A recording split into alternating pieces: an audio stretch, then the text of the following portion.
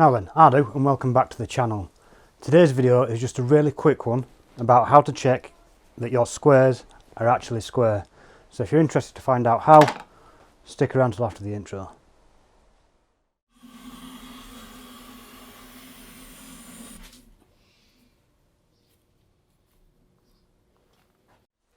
So the principle of checking that a square is square is really simple.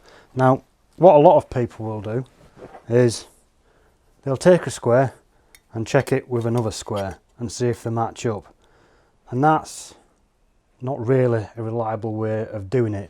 Even if you're using an engineering square to check maybe a combination square or something like that, because squares can very easily go out of square. As soon as you drop them once, they can be ruined.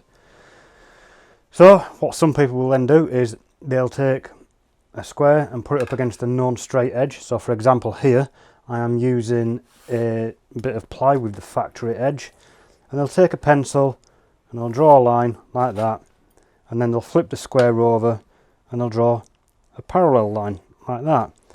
And you can sort of see that it's reasonably accurate this way, you know, because the human eye is quite good at determining whether lines are actually parallel or not. However, there is room for error in this. So what you could do is draw that line, come back and place your pencil on the same line and slide your square up to it, and then draw the line again, and you should get one solid line. Now here I have got one solid line. The problem with this is a pencil line is quite thick, so you don't actually know if that line is genuinely thicker at one end than the other, so it could still be out of square.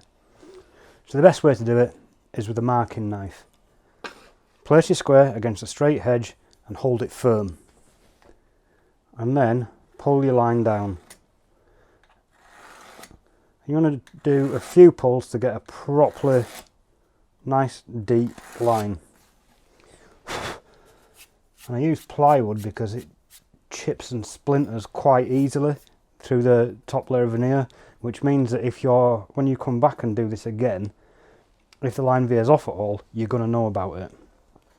So then I place the marking knife, again using the flat side of the blade against the square, and I just put that into my kerf and hold it steady, and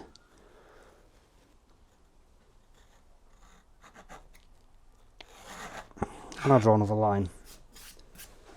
And there you go, that is one perfect line. So I know that this is square, and the level of accuracy of doing it like this is extremely high.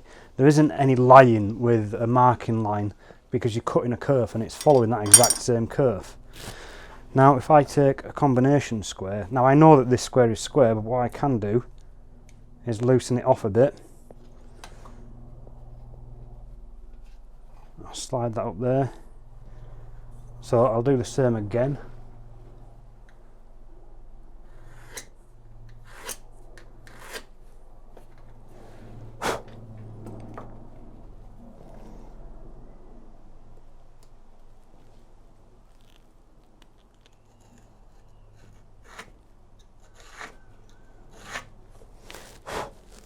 Now that's very exaggerated, but you can see there. Can you actually see there? Let me bring this around. Right, so you can see there that there are two distinct curves. And with this marking line here, it's a single curve. So a single curve and two distinct curves. Now that's quite pronounced. So what I will do is I'll do it again and try and get it so it's much less pronounced. Yeah.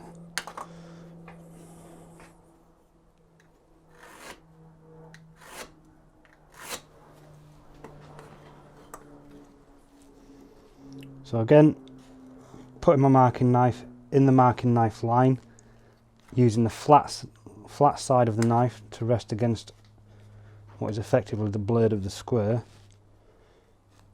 If I just do this very lightly here,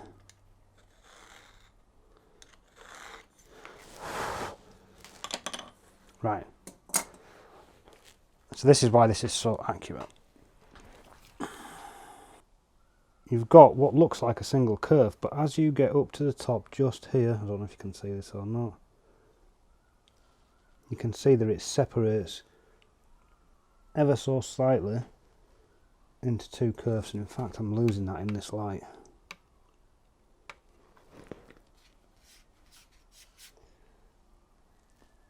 You can see there there's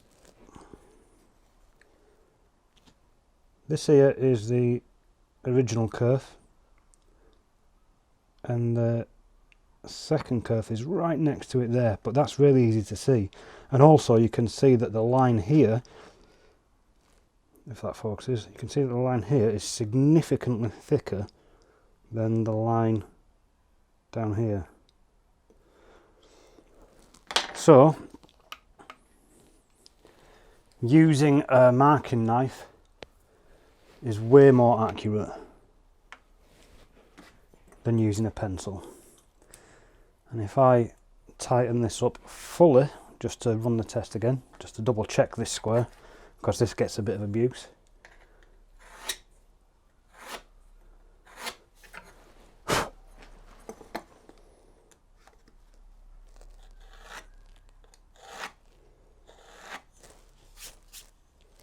And there you go. It's a nice thin even line all the way down. Right, so the next question is, how square do you need it to be? And the answer to that is not a simple one. It depends entirely on what you're doing. So if you're making mortise and tenons, or doing any sort of joinery, particularly joinery where there's going to be a shoulder line, so like dovetails as well, you need to be absolutely perfectly square, otherwise there are gaps that are going to show. If you're checking, I don't know, let's say the top of a cabinet leg, for example, and you're going to have mortise and tenons in two sides. So you imagine the corner here, and you're going to have a leg here. So on this side here you're going to have a mortise and tenon, and on this side here you're going to have a mortise and tenon. The inside corner here needs to be perfectly square, otherwise your stretchers are going to be skewed one way or another. But this outside corner here don't need to be square at all, does it really? I mean, you can plane it flush with the stretchers later, but that corner isn't doing anything, so the outside faces don't need to be square at all. So just using even a cheap combination square is more than good enough for that. But for things where you're going to have the joinery, you want it to be as square as possible. So either a good quality combination square or an engineer's square. Likewise for when you're planing down the end grain of a board, say, to make dovetails. Ideally you want it perfectly square, but let me just get a piece of wood so I can demonstrate this.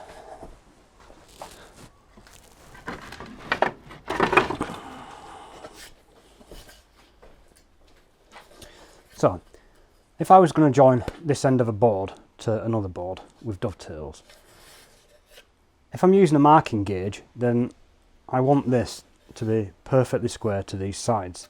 However, it doesn't necessarily need to be, because what I can do is draw a square line using a square along here, using a square and a marking knife, and just allow an extra little bit so that the tops of these sit proud of the other board when it's joined together, and then I can just plane this flush with the other board. So it doesn't actually matter that much if this end is square, if I'm going to use like a combination or an engineer's square to square the line across here.